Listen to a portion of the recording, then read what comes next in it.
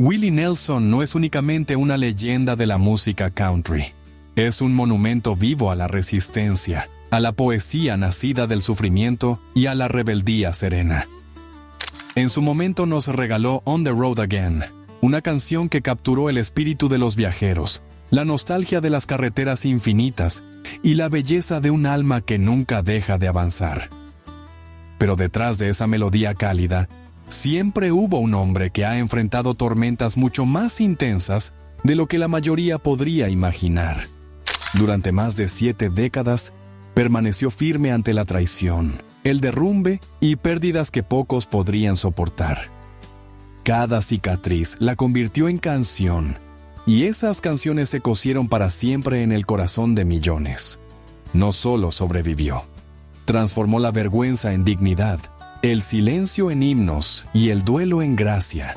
Y ahora, a sus 92 años, mientras muchos optarían por el descanso, Willie sigue enfrentando las tormentas con una fuerza tranquila y un fuego que se niega a apagarse.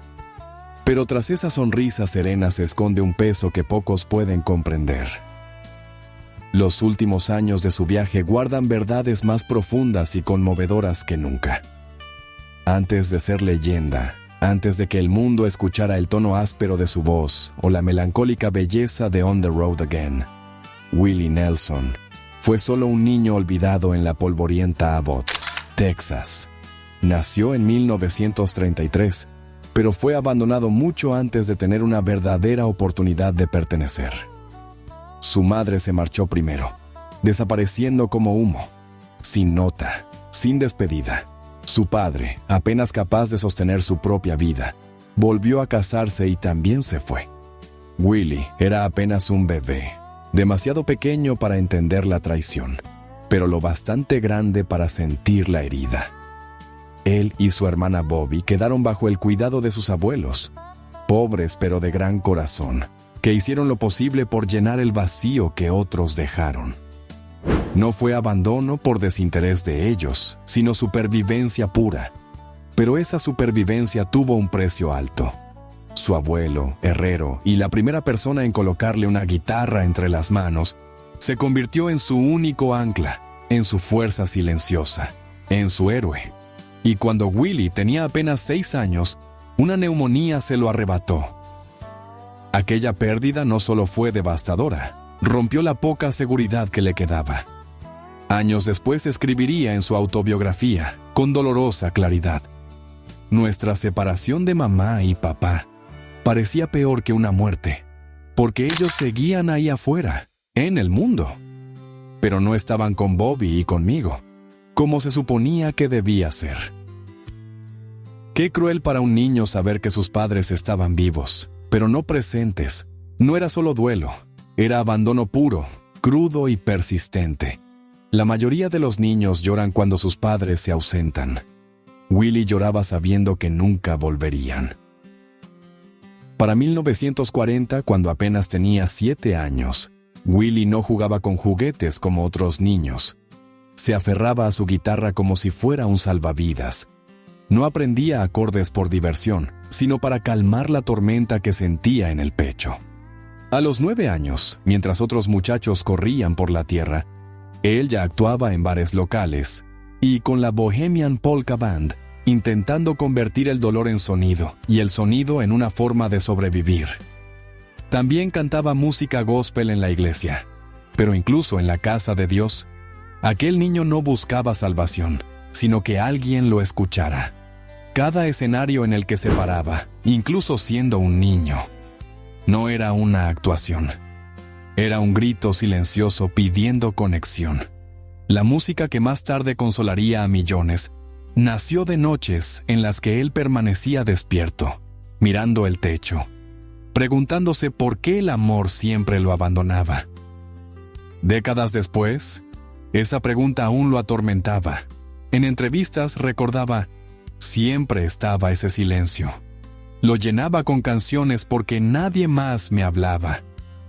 ¿Qué clase de carga debe soportar un niño para construir toda una carrera sobre la soledad? ¿Qué tan vacío debe estar un hogar para que sus ecos se conviertan en letras? Willie jamás olvidó esos días.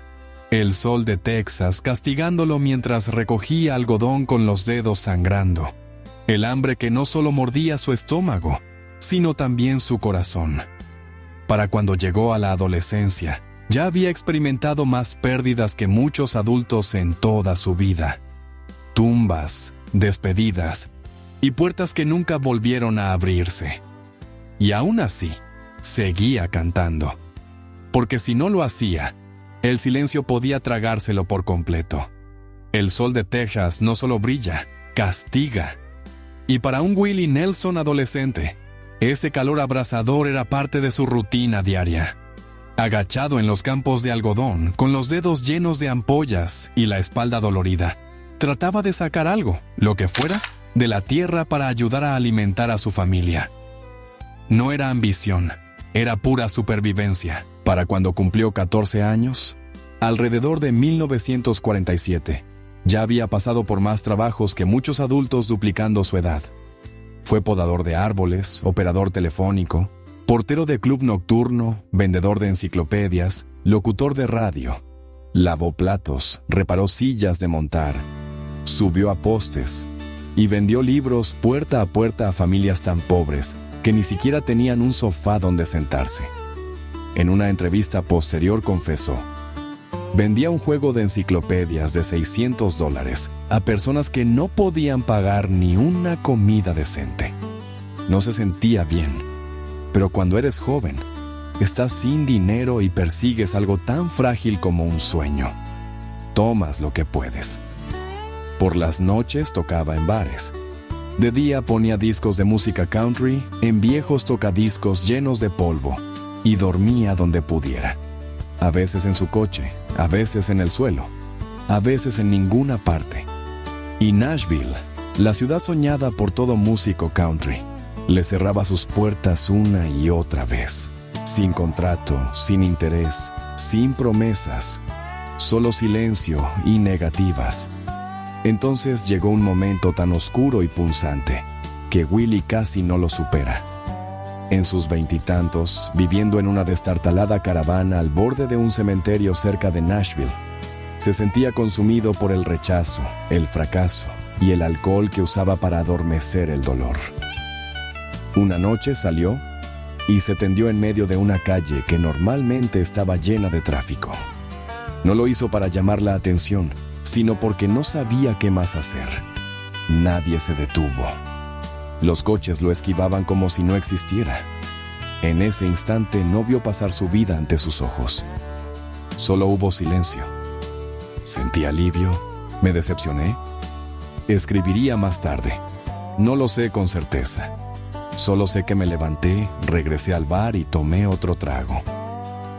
Esa no es la clase de historia que termina con aplausos, pero sí la que forja leyendas. Porque a veces lo más fuerte que puede hacer una persona es levantarse de nuevo. Y Willie lo hizo. No porque viera esperanza, sino porque no soportaba rendirse. Sin dinero, sin coche y sin un lugar donde dormir, intentó hacer autostop hasta Portland, Oregón, para encontrar a su madre. Nadie se detuvo. Así que se acurrucó en una zanja junto a la carretera, con su guitarra al lado y la lluvia empapando su ropa, preguntándose si la vida podía caer más bajo. Entonces un camionero se detuvo. Le ofreció un viaje y $10 para un billete de autobús. No era mucho, pero fue suficiente. Ese momento se convirtió en parte de la silenciosa mitología que rodea a Willie. No como estrella, sino como hombre que se negaba a quedarse roto. Más tarde llamaría a esos años una tormenta larga. Y lo fue de verdad. Sin refugio, sin brújula, sin aplausos. Pero en medio de esa tormenta encontró algo más fuerte que la comodidad.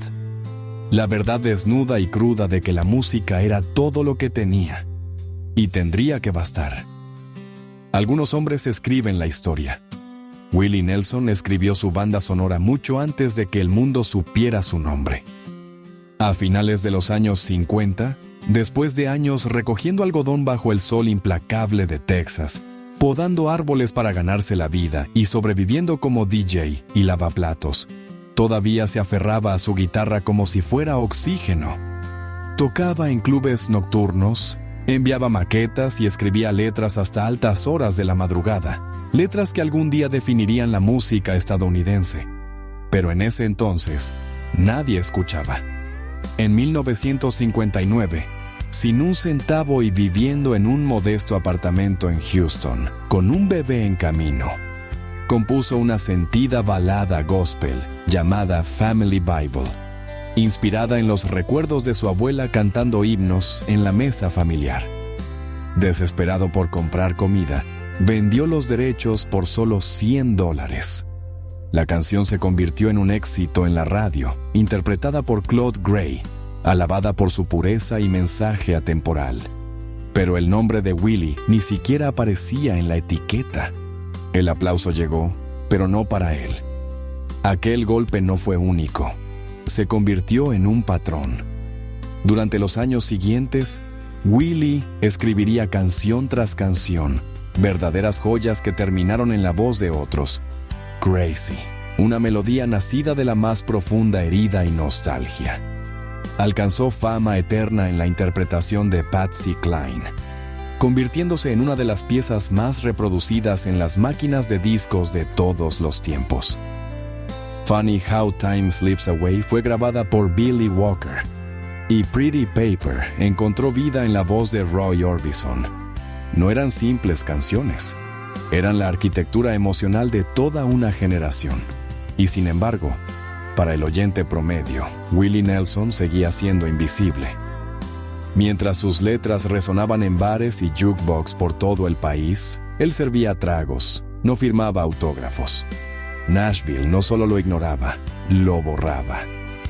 Cuando intentaba cantar su propia verdad, los productores le decían que su voz era demasiado áspera, demasiado cruda, demasiado gastada, que no tenía la apariencia adecuada. Sin tupé, sin lentejuelas, solo trenzas, mirada serena y un rostro que mostraba cada milla recorrida. No escuchaban el alma en su voz grave, ni veían la poesía en su cansancio. Querían pulido y perfección. Willie traía verdad, y por eso le decían que no pertenecía. Imagínate escribir la banda sonora del éxito de otros, y que te digan que tu historia no merece ser escuchada. No era solo rechazo, era un borrado constante. Mientras otros artistas escalaban las listas con sus palabras, él caminaba por calles oscuras buscando guitarras usadas y oídos comprensivos. Trabajaba como DJ en pequeñas emisoras, tocaba como acompañante en honky tonks e incluso enseñaba en la escuela dominical para poder sobrevivir. Y aún así, seguía escribiendo. Con cada canción que cedía, una parte de sí mismo desaparecía en la fama ajena. La herida no era estridente, pero sí constante. Un dolor silencioso que se instalaba en el pecho y nunca terminaba de irse. Para muchos, aquello habría sido el verso final. Para Willie, fue solo el silencio antes de la tormenta. A principios de los años 70, Nashville ya había decidido que Willie Nelson no encajaba. Su voz no encajaba en su molde. Su imagen no correspondía a sus trajes, y sus canciones eran demasiado crudas, espirituales y desafiantes. Querían brillo, no autenticidad. Cuando RCA lo dejó ir y los críticos lo dieron por acabado, empacó lo poco que le quedaba de orgullo y volvió a Texas. Meses antes, su rancho en Ridgetop había ardido por completo, un incendio que para él fue más simbólico que accidental. La quema final de todo lo que había intentado ser para la industria. A los 39 años, sin dinero y con el ánimo golpeado, cualquiera habría desaparecido. Pero en medio del caos silencioso de Austin, Texas, algo inesperado lo esperaba. Austin no era como Nashville. Allí no había trajes rígidos ni reglas sobre el acento o el ritmo.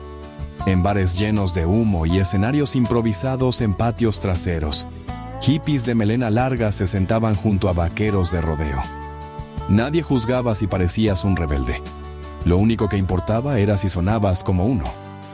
Cuando Willie apareció, marcado por el rechazo pero todavía vibrando con poesía, lo vieron como lo que era, un forajido.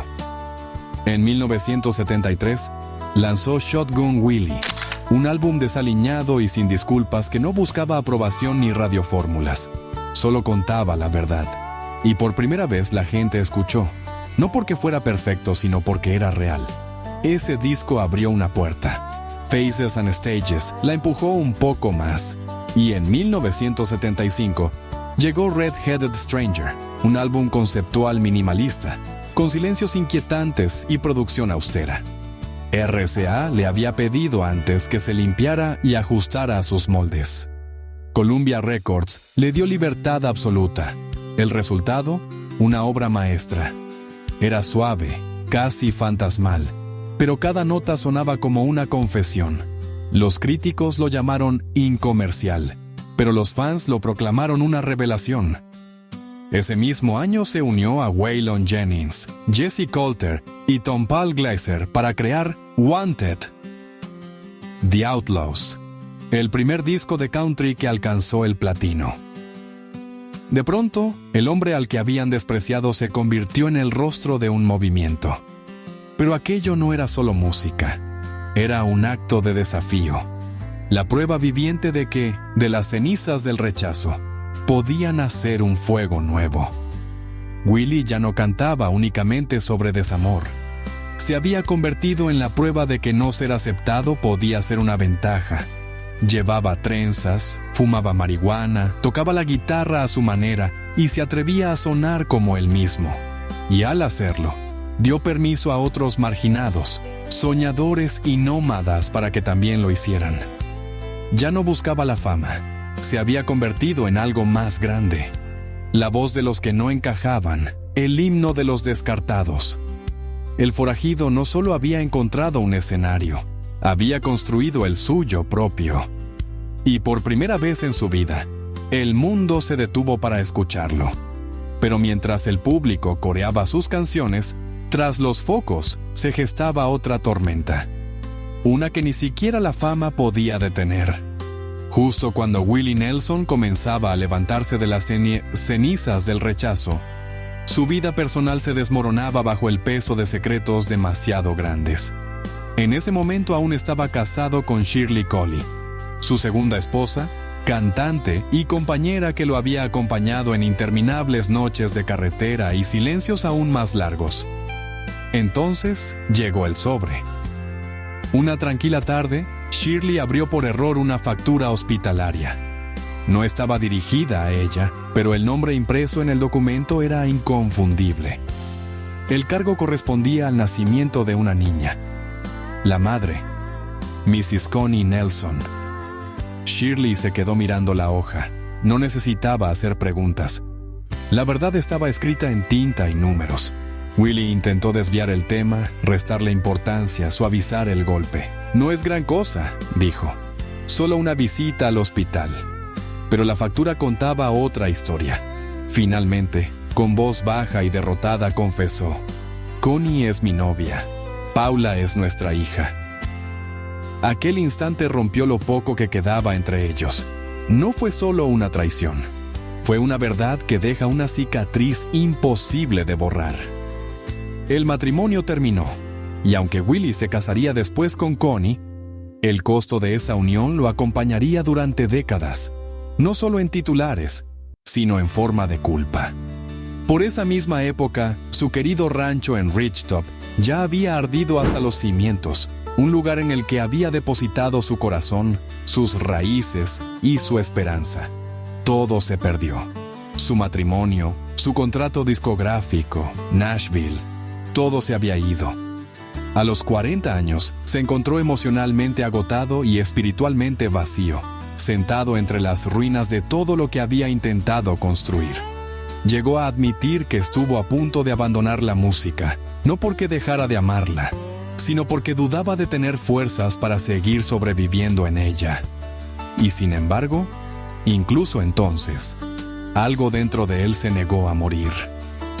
Quizá fuera terquedad, quizá culpa, quizá la voz de aquel niño que una vez rasgueaba una guitarra en un banco de iglesia, creyendo que la música aún podía sanar.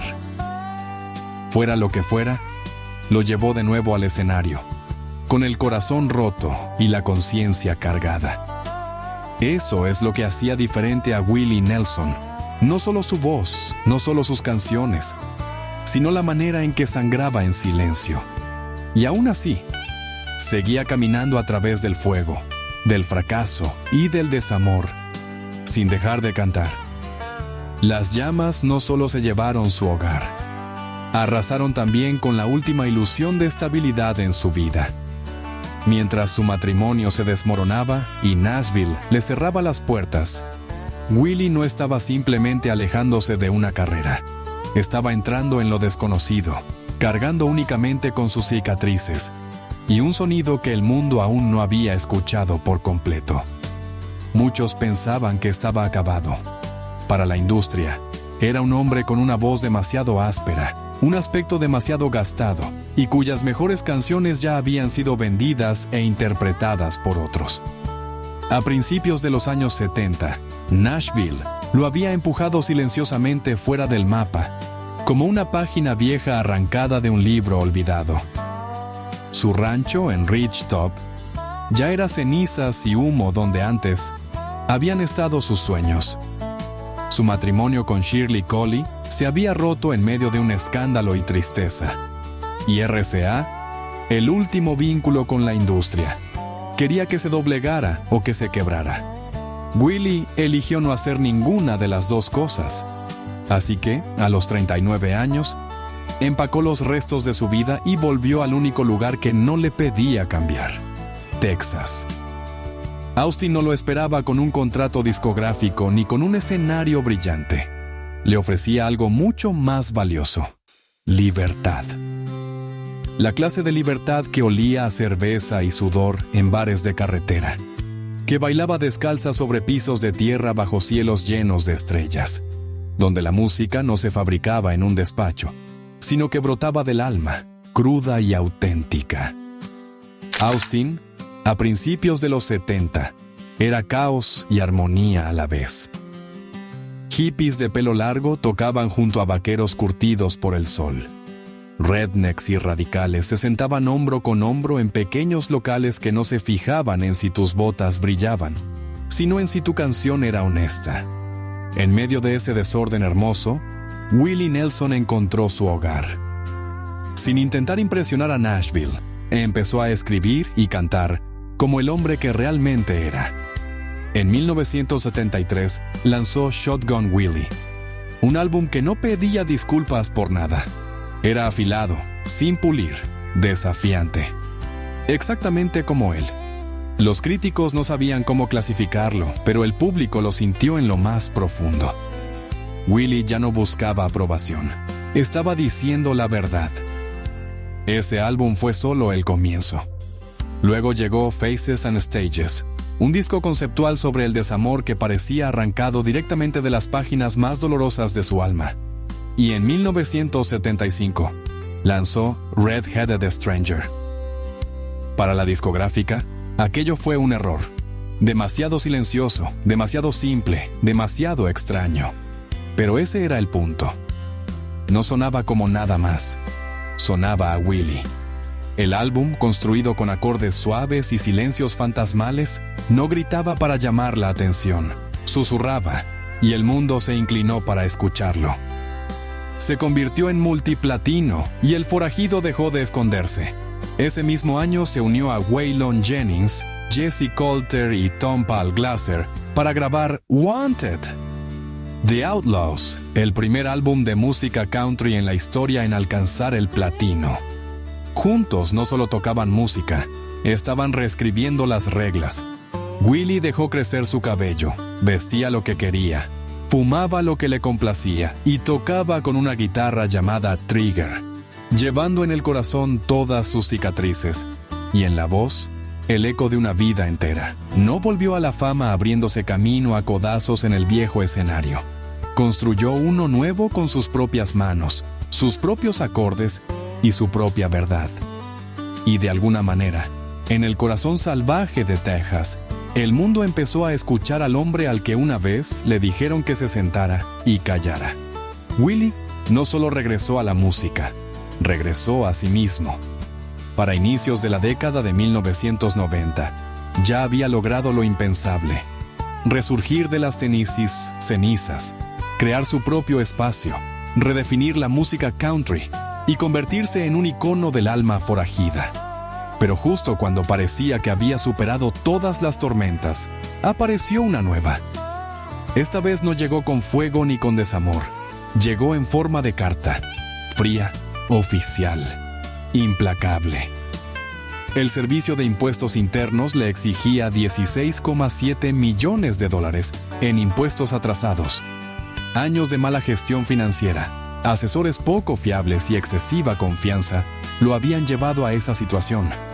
En un instante, todo lo que había reconstruido, su rancho, su estudio, sus recuerdos, estaba en peligro. Agentes federales allanaron su casa, confiscaron su preciado equipo de grabación. Incluso amenazaron con llevarse a Trigger, su amada guitarra.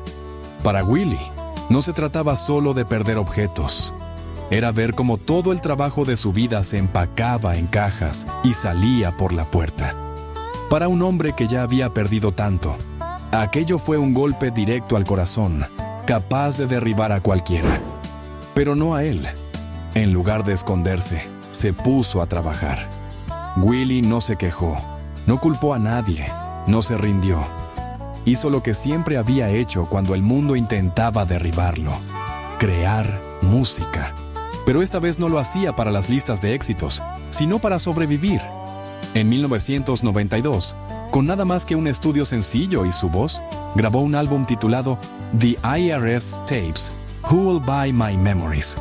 La idea era simple, cruda y honesta. Un hombre cantando su historia, ofreciendo su pasado para recuperar su futuro. Sin lujos, sin producción elaborada, solo dolor, recuerdos y melodía. Vendidos directamente al público a través de anuncios nocturnos en televisión. Y entonces ocurrió algo extraordinario. América escuchó. Sus fans de toda la vida y nuevos se unieron a él. Compraron el álbum, no por lástima, sino por amor. Recordaban las canciones que él les había regalado en sus noches más solitarias y ahora querían devolverle algo. Fue un regreso que ninguna estrategia de marketing podría haber fabricado. No fue un relanzamiento triunfal orquestado por discográficas, sino el puro poder de la conexión con su público. Poco a poco, dólar a dólar, Willie comenzó a reducir la montaña de deuda. No se declaró en bancarrota, no se escudó tras abogados.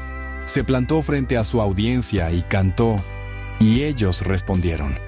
A mediados de los años 90, la mayor parte de la deuda estaba pagada.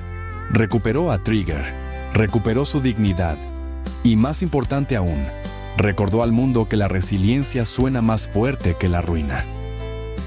Para la mayoría de los artistas, The IRS Tapes habría sido una triste nota al pie de su carrera.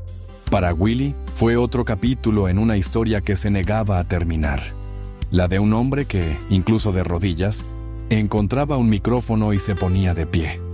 Incluso las leyendas sangran en silencio.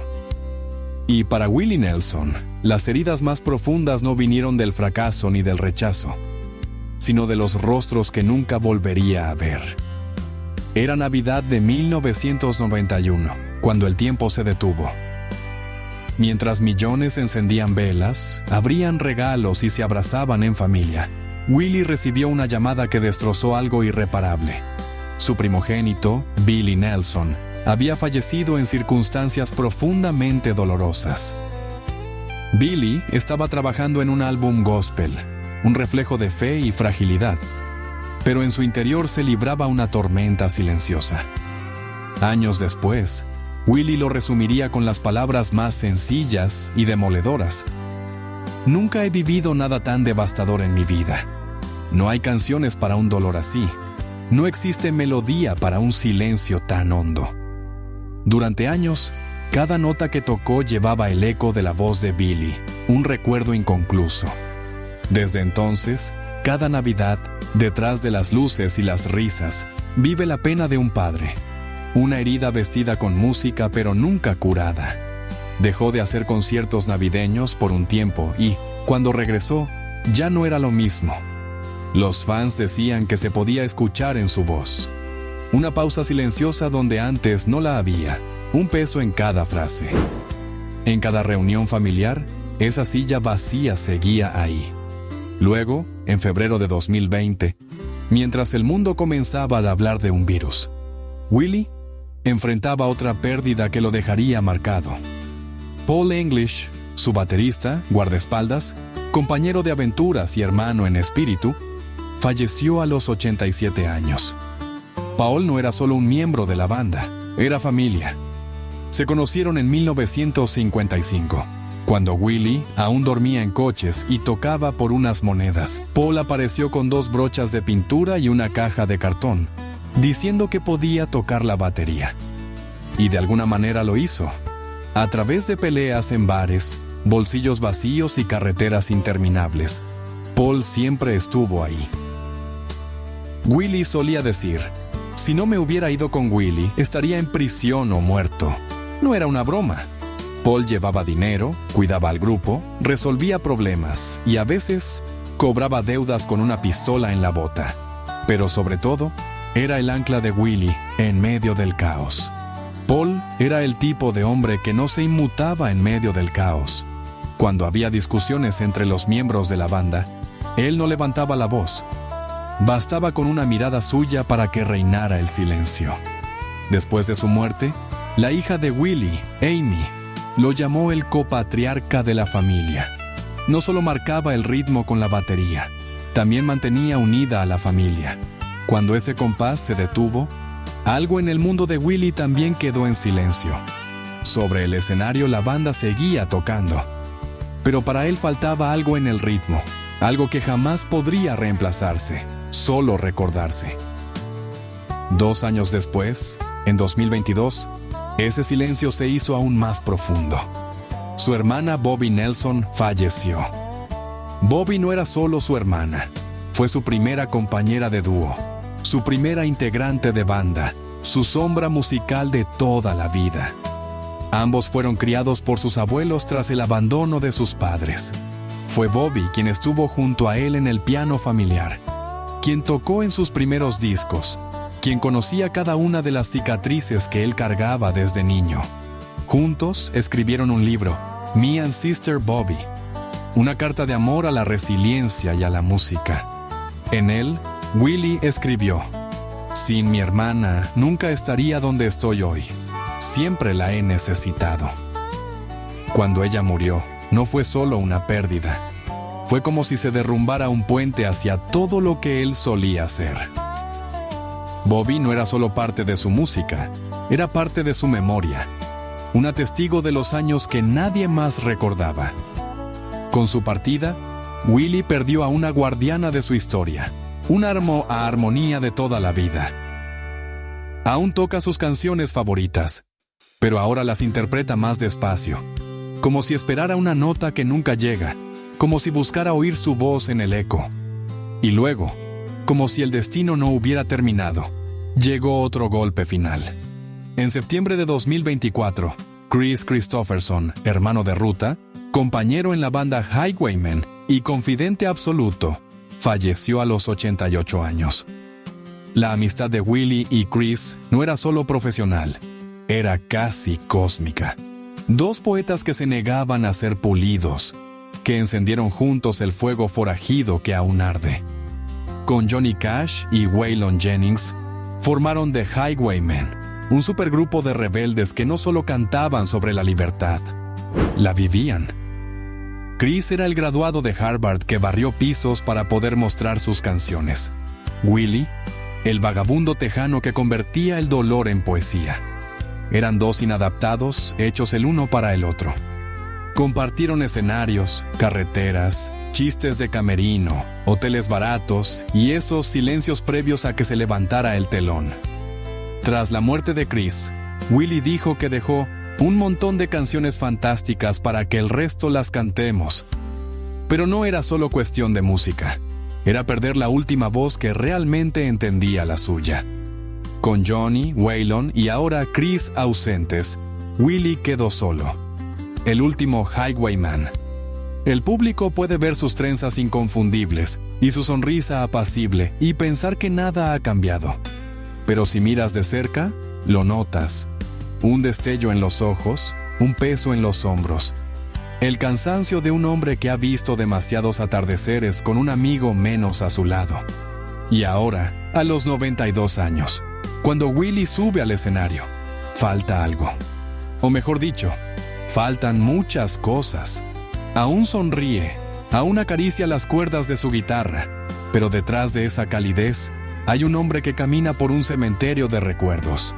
El público ve a una leyenda, pero sobre las tablas está un padre sin su hijo, un hermano sin su hermana, un líder de banda sin su batería y un poeta sin su musa. Dicen que el tiempo lo cura todo, pero algunas heridas simplemente aprenden a cantar. Y Willie, de alguna manera, todavía lo hace. No se derrumba, no grita, hace lo que siempre ha hecho, convertir el dolor en melodía y la tristeza en verso. Mientras tenga aliento, habrá una canción, un diálogo con los fantasmas, una oración entre acordes. Esta no es solo una historia de pérdidas, es una historia de resistencia, de un amor que sobrevive a los cuerpos, de una tristeza que moldea melodías, de un hombre que sigue caminando, cargando con los fantasmas de sus más grandes compañeros en cada acorde que toca. Si alguna vez su música te ha conmovido, debes saber esto. Ahora, cada canción es una conversación con los que ya no están. Cada letra es una oración susurrada. Cada actuación es una especie de elogio con ritmo. Quizás por eso Willie Nelson sigue aquí. No para escapar del dolor, sino para transformarlo en algo que el mundo pueda sostener. Detrás de su sonrisa marcada por los años, se libra una guerra silenciosa, una que no aparece en titulares ni en listas de éxitos, pero que está ahí, escrita en cada respiración que toma. Mucho antes de convertirse en leyenda forajida, su batalla con la salud ya había comenzado. En un recuerdo inquietante de sus memorias, Willie confesó que a los 6 años intercambiaba huevos del gallinero familiar por paquetes de cigarrillos Camel. Lo que empezó como una imitación infantil de la adultez, se convirtió en una sombra para toda la vida. Esa sombra creció con el tiempo, cobrándose un alto precio no solo en él, sino también en quienes lo rodeaban. El propio Willie confesó que los cigarrillos se llevaron la vida de su madre, su padre, su madrastra y su padrastro. La mitad de la gente de mi familia murió por el tabaco, escribió. Y sin embargo, durante décadas no pudo dejarlo. Cantó entre el humo, giró en giras a pesar de la tos y sonrió mientras el fuego le quemaba los pulmones. No fue hasta mucho después, cuando el daño ya era irreversible, que decidió cambiar. Willie fue diagnosticado con enfisema, una enfermedad lenta y despiadada que destruye los pulmones y convierte cada respiración en un esfuerzo consciente. En 2015, con su salud deteriorándose rápidamente, se sometió a un tratamiento con células madre para intentar reparar parte del tejido pulmonar. Para entonces, los años de desgaste ya lo habían alcanzado. Había sufrido un colapso pulmonar y en los medios empezaban a circular rumores de retiro. Pero, aunque su cuerpo le advertía que debía detenerse, su espíritu se negaba. No me siento mal, no me duele nada, no tengo motivos para preocuparme por morir, dijo a la prensa. Sus palabras sonaban valientes, pero también llevaban la serenidad de quien ha aprendido a convivir con la fragilidad. Finalmente dejó el tabaco, pero recurrió a la marihuana, no como acto de rebeldía, sino como alivio. Le calmaba el dolor, reducía la inflamación y le mantenía el ánimo ligero incluso cuando sus pulmones estaban pesados. Durante años, su relación con la marihuana se volvió tan icónica como su música. Trenzas, bandana y un cigarro en mano. Con el tiempo, incluso esa etapa llegó a su fin. Cuando fumar cualquier cosa se volvió demasiado riesgoso, pasó a consumir comestibles. Fue una transición silenciosa, casi poética. El fuego se apagó, pero la chispa permaneció. Willie encontró una manera de adaptarse sin renunciar a quién era. Quizá lo más poderoso no sea cómo ha sufrido, sino cómo ha resistido. El público ve al intérprete, a la leyenda, pero quienes están cerca ven otra cosa. Un hombre que se despierta con dolor y aún así toma su guitarra. Un hombre que ha perdido aire pero que todavía canta. Una voz que se ha afinado con los años, pero cuyo espíritu suena más fuerte que nunca. Ha tenido que cancelar conciertos, tomarse descansos y retirarse a la tranquilidad de su hogar en Texas. Pero siempre regresa, siempre. A los ojos de su hijo Lucas, la perseverancia de Willie es mucho más que terquedad. Es propósito. Eso es lo que me inspira de él, dijo Lucas. Su resistencia frente a la adversidad. Por cada cicatriz en sus pulmones, ha escrito un verso. Por cada diagnóstico, ha encontrado un nuevo acorde. A sus 92 años, la mayoría de los hombres cuentan pastillas. Willie cuenta los días que faltan para su próximo concierto. Ya no se mueve con la misma agilidad de antes. Su paso es más lento, su figura más delgada, pero todavía conserva un brillo en los ojos que se niega a apagarse. Su salud puede haberlo traicionado, pero su espíritu no. No se limita a sobrevivir. Transforma el sufrimiento en legado. Porque cuando has enfrentado a tu propio aliento como a un enemigo, y aún así eliges cantar, te conviertes en algo más que un artista. Te conviertes en un testimonio viviente. En cada suspiro que toma hoy, Willie Nelson lleva la historia de lo que significa seguir viviendo, incluso cuando el cuerpo te pide que no lo hagas. A los 92 años, su vida se parece más a un poema que a una jubilación.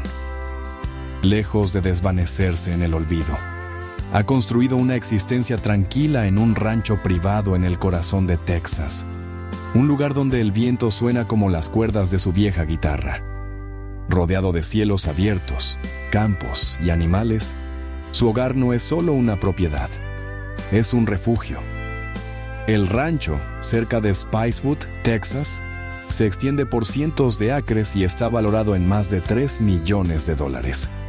Modesto, pero cargado de historia, alberga no solo sus pertenencias más queridas, sino también los ecos de una vida forjada entre el fuego y la armonía.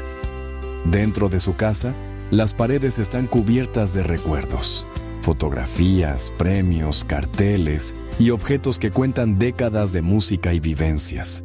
Pero, más allá de las cosas materiales, lo que realmente le importa ahora es la gente que habita ese espacio. La familia se ha convertido en el centro de su mundo. Sus hijos, especialmente Lucas y Amy, tienen un papel activo en su vida y en su arte. Lucas, músico talentoso por derecho propio, comparte a menudo el escenario con su padre, llevando adelante el legado no solo en sonido, sino también en espíritu. Amy también sigue el camino de la música.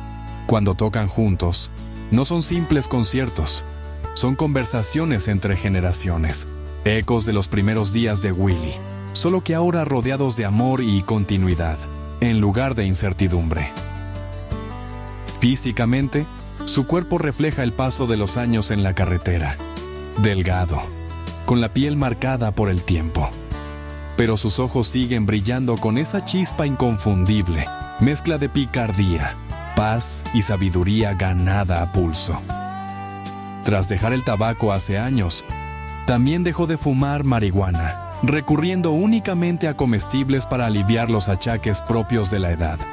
Su diagnóstico de enfisema lo obligó a tomarse en serio la salud, y en 2015 se sometió a un tratamiento de células madre que ayudó a estabilizar sus pulmones. Hoy mantiene su bienestar con un estilo de vida simple pero disciplinado. Comida orgánica, yoga suave, meditación, suplementos herbales y largas caminatas por el rancho. No persigue la juventud, honra la edad. Financieramente, el hombre que una vez lo perdió todo frente al IRS, ha reconstruido su patrimonio con una resiliencia notable. Ingresos de giras, regalías, patrocinios y una exitosa línea de productos de CBD lo han convertido en un hombre acomodado nuevamente. No obstante, Willie no presume de su fortuna. En 2025, su patrimonio neto se estima entre 25 y 30 millones de dólares.